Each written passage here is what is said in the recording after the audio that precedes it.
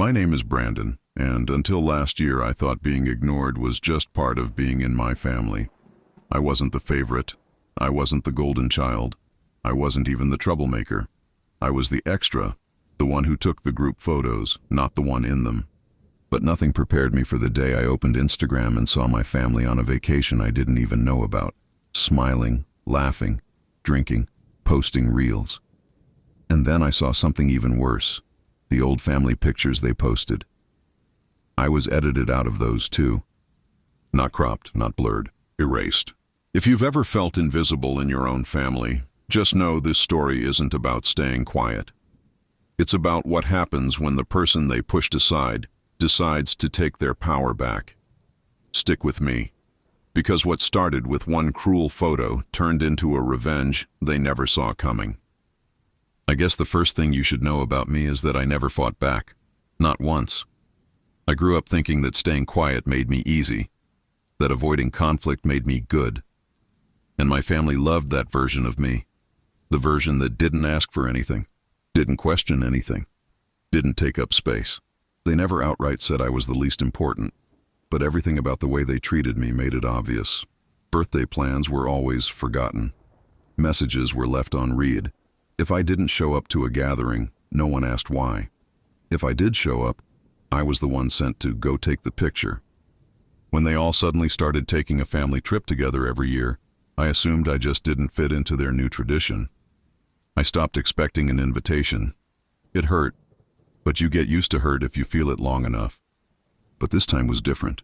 This time they didn't just leave me out, they erased me. It was a friend who sent me the photos. "Dude, weren't you in this picture originally?" she asked. It was the picture from my mom's 50th birthday. I remembered standing right next to her, holding the cake. And in the version they posted, the space where I should have been was filled with a potted plant. They literally edited me out and replaced me with a plant.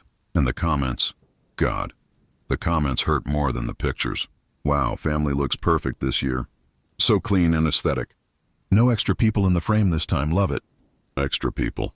They meant me, and my family knew exactly what they were doing.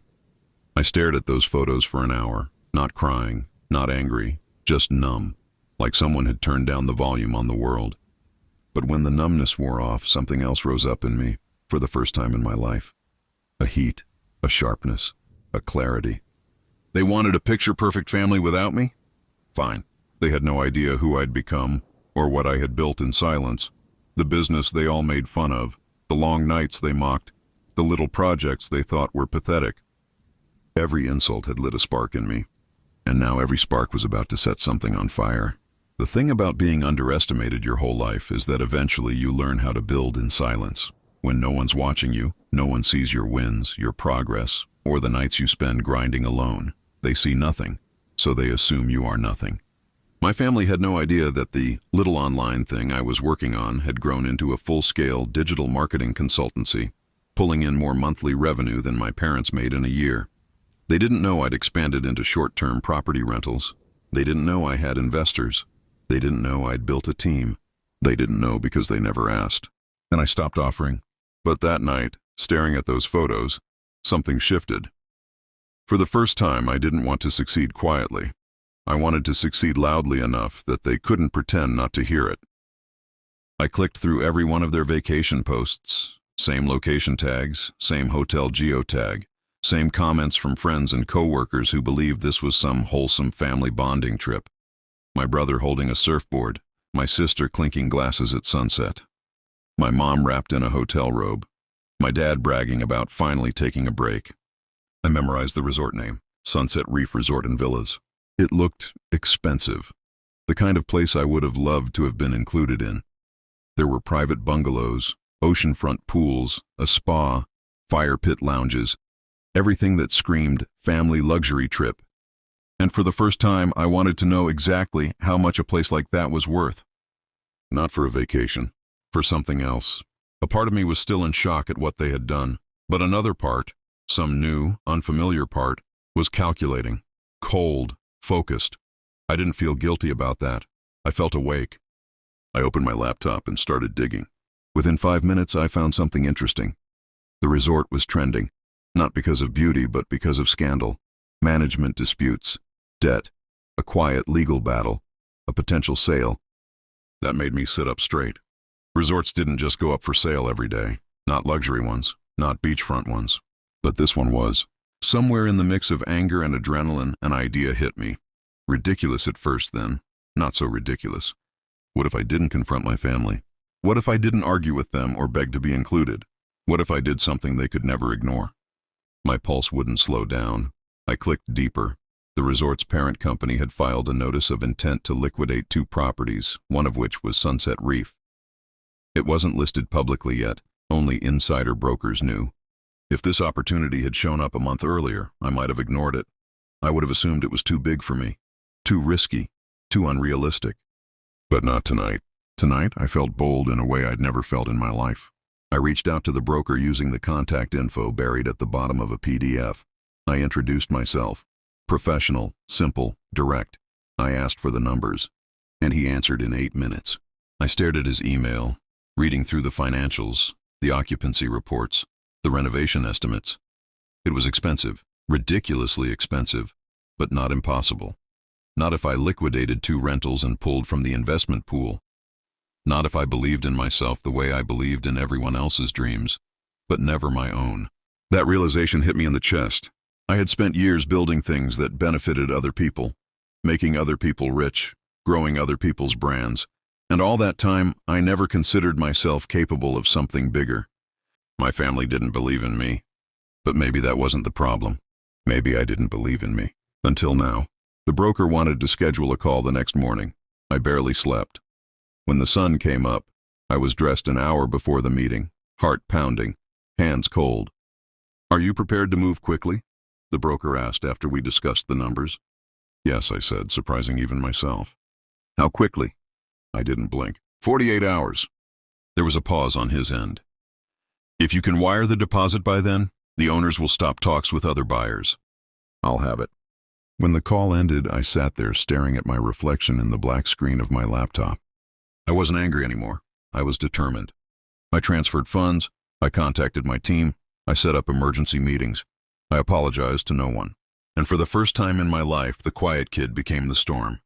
By the time my family posted their next vacation picture, another group shot, another fake smile, another reminder that I didn't exist, I was already in negotiations to buy the resort they were standing in. And I wasn't doing it to prove something. I was doing it because I finally understood something my family never did. I wasn't the extra. I was the one they underestimated. And that was about to become their biggest mistake. I didn't tell anyone what I was doing.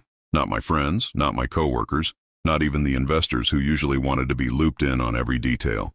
For 48 hours, I operated like a ghost, moving silently, quickly, and without hesitation.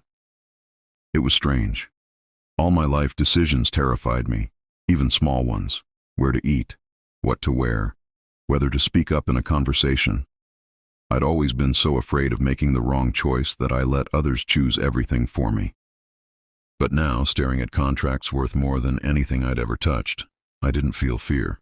I felt clarity, a cold, steady kind of certainty I didn't know I was capable of.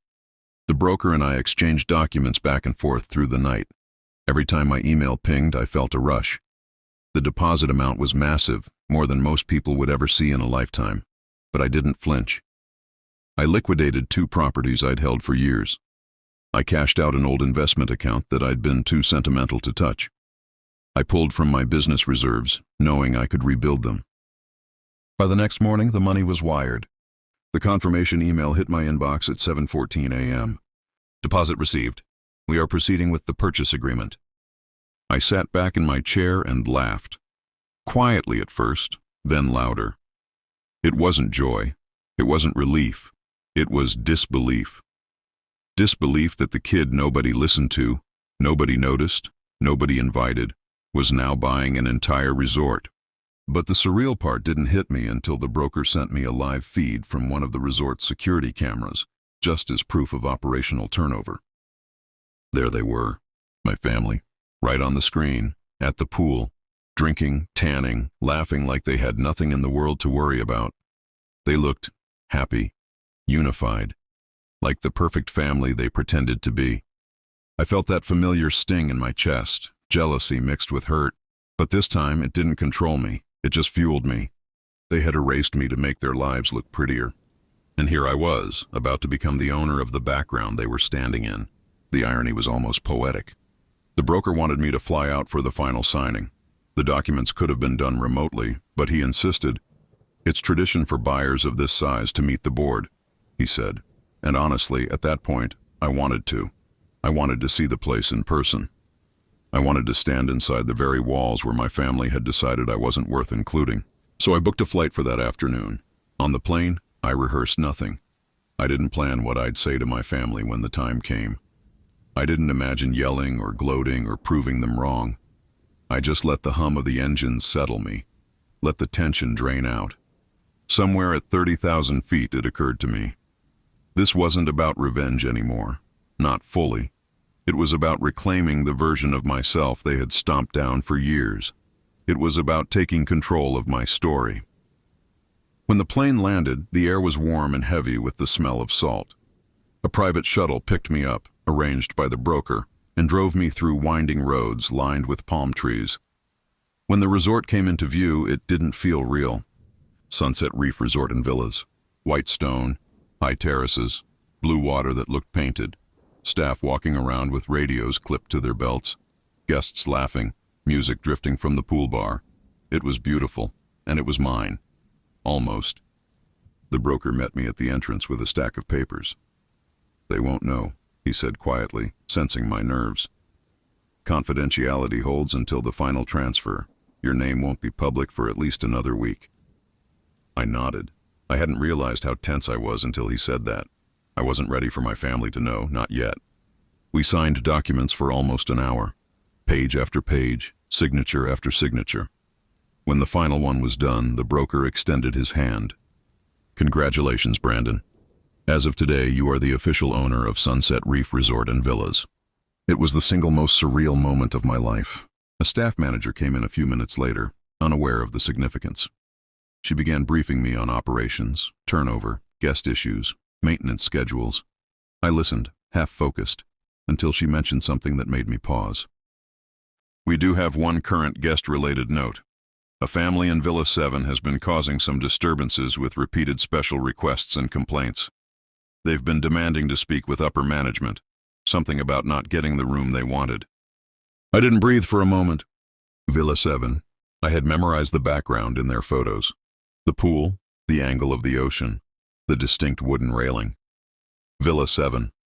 My family had been complaining. Of course they had. They always did. What kind of complaints? I asked, even though I already knew. She checked her tablet. They said the villa looked better in the pictures. They want free upgrades. They filed a complaint that the staff ruined a photo of them by walking by. They also, she hesitated, embarrassed to say it. They also said one of their family members was excluded from the trip, and they want compensation for the emotional distress. I stared at her. Excluded from the trip. Compensation. My family had actually turned erasing me into a complaint. I felt something in me harden. Not anger, not sadness, just a decision. A calm, final decision. Understood, I said to the manager. I'll handle Villa 7 myself. And for the first time in years, I felt completely, absolutely in control of my life. I walked out of the admin office with the manager beside me, the air thick with heat and ocean wind. Every step toward Villa 7 felt unreal. I'd taken flights, signed documents, moved money across accounts, and made decisions that should have terrified me. But this walking toward the people who had erased me made my heart beat unevenly. The path curved around a row of palm trees before opening into the private villa section. I could already hear them, my family. Their voices carried across the courtyard, my sister complaining loudly, my dad calling for a staff member like he owned the place, my mom talking about how this would have been so much better if we didn't have to deal with all these inconveniences. It was almost laughable. They were on a luxury vacation in a place I now owned, and still they had found something to be unhappy about. Just as I rounded the corner, a staff member stepped out of Villa 7 looking exhausted. She nearly bumped into me. When she realized I was with management, she let out a long breath. "Oh, thank God," she whispered. "They're intense." I didn't judge her for saying it. I'd grown up with their intensity. The manager cleared her throat. "Brandon is the new..." She caught herself. Confidentiality. He's handling this case personally. The staff member nodded in sympathy. Good luck, she mouthed. I stepped onto the patio. My dad was the first to notice me. He squinted, confused, as if his brain couldn't process what his eyes were seeing. Brandon, he said slowly. My sister turned next, her sunglasses sliding down her nose as her face tightened with disbelief. My brother froze mid-sip of his drink. My mom clutched her phone like she was afraid to drop it. The silence was a punch. Not one of them looked happy to see me. What are you doing here? My sister asked, the same tone she used when I walked into rooms unannounced as a kid. I kept my voice even. I'm here on business. They exchanged glances, skeptical, mocking, confused. My brother gave a small laugh, not cruel, but dismissive. Business? Here? He shook his head. You're joking. I didn't bother responding to that. I was told you filed multiple complaints, I said instead. My mom straightened up, suddenly eager. Yes, we've been completely ignored. The villa isn't what we expected. The service has been slow and someone ruined a picture we were taking. A staff member walked behind us. My sister interrupted. Can you believe that? So unprofessional. My dad stepped forward, trying to look authoritative. We deserve compensation, at least a full upgrade, maybe a few free nights. I looked at them, really looked at them, and realized something. They weren't ashamed. They weren't guilty. They weren't even embarrassed that I had seen everything they posted online. They still thought they did nothing wrong. The manager glanced at me, waiting for my cue, but I wasn't ready for the reveal. Not yet. There was something else I needed first. Let me get this straight, I said quietly. You want compensation because you excluded a family member, and it made your photos look bad? My sister rolled her eyes. Oh God, is this about that again? We don't owe you an explanation, Brandon. It was our trip. My mom crossed her arms. And you wouldn't have wanted to come anyway. You never seemed to enjoy anything. My brother added, besides, it was last minute. You're always busy with your little projects. Little projects. The boiling heat rising in my chest returned. Not rage. Clarity. Clarity so sharp it could cut through bone. You edited me out of old photos, I said. My dad waved his hand dismissively.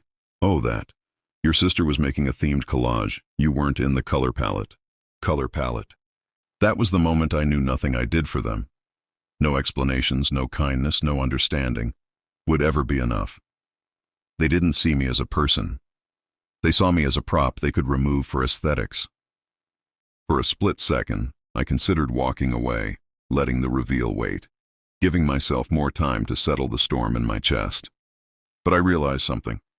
I didn't need more time. I wasn't afraid anymore, and I didn't owe them my silence. I breathed out slowly. All right. If compensation is what you want, I can do that.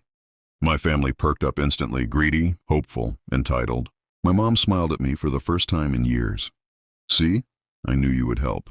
My sister nodded, smug. Good, we deserve it. I looked at the manager, processed their early checkout.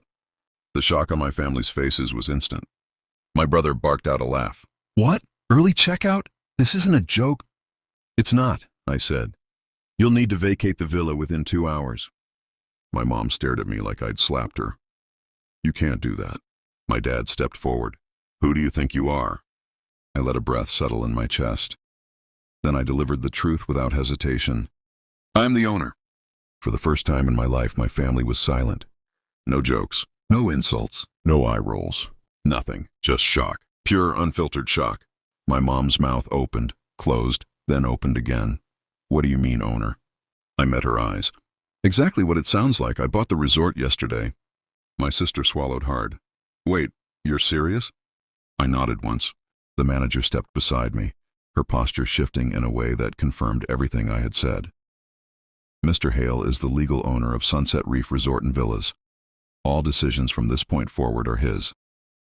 My dad looked like he had been punched, but how? You don't have that kind of money. I didn't smile. I didn't gloat.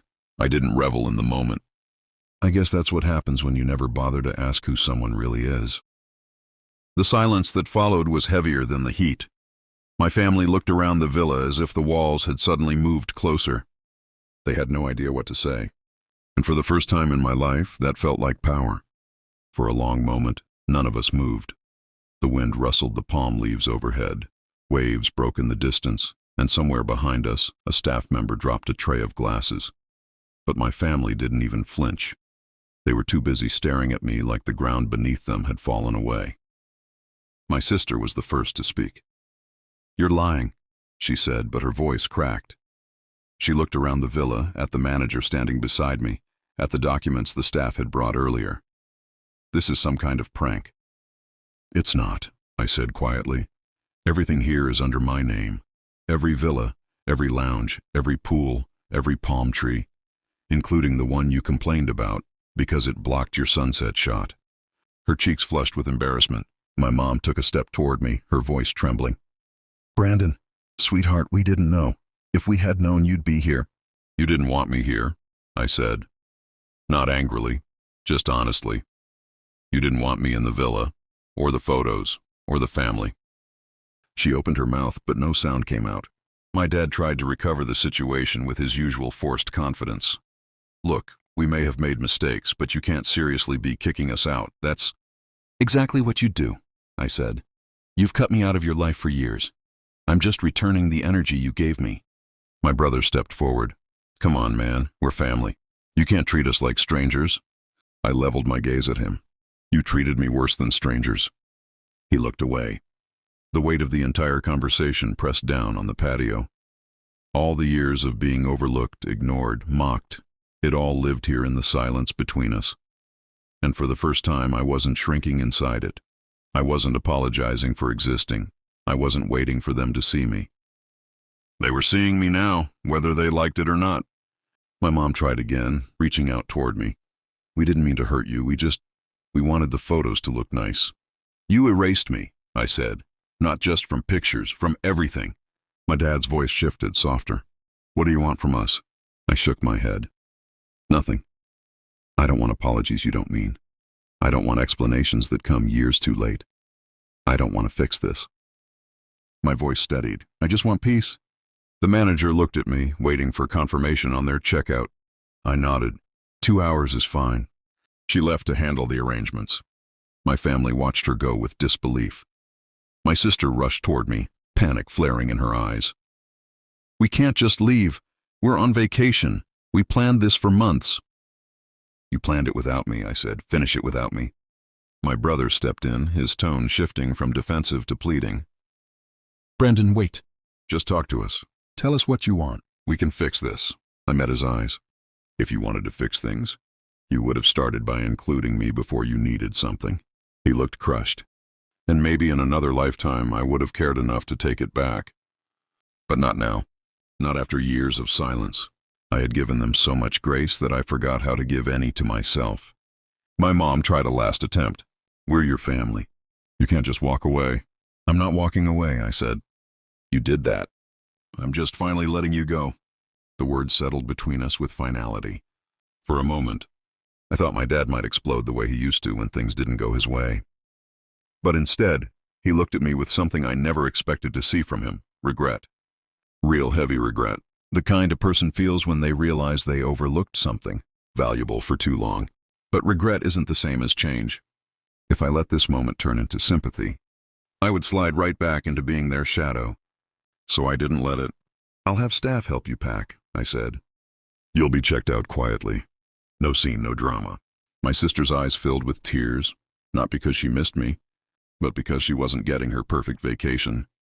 My brother looked hollow. My mom looked lost. My dad looked old. None of that changed the truth. They walked back into the villa, stunned, whispering among themselves. I stayed outside, letting the sun hit my face, letting the air move through me, letting years of heaviness fall away. And for the first time in my life, I didn't feel like an extra. I felt like the main character. 2 hours later, I watched them leave from a distance. They didn't approach me again. They didn't argue. They didn't yell. They looked ashamed but unsure how to fix something they'd spent years pretending wasn't broken. Their shuttle pulled away, and the villa fell silent. I stood there alone, feeling something I'd never felt before. Closure, not the dramatic kind, not the cinematic kind, just peace. I walked to the balcony overlooking the ocean. The sun was setting, painting everything gold. I didn't buy the resort to get revenge. I bought it to take control of my life. And in doing so, I experienced the greatest justice of all. I proved to myself that I was never the one who didn't belong. I was the one who outgrew them. And for the first time ever, I felt free. If you're still listening, thank you. Stories like this remind me that sometimes the people who underestimate us the most push us toward our biggest breakthroughs. If you want to hear another story where justice hits just as hard, but in a completely different way, stick around for the next video. Trust me, you don't want to miss what comes next.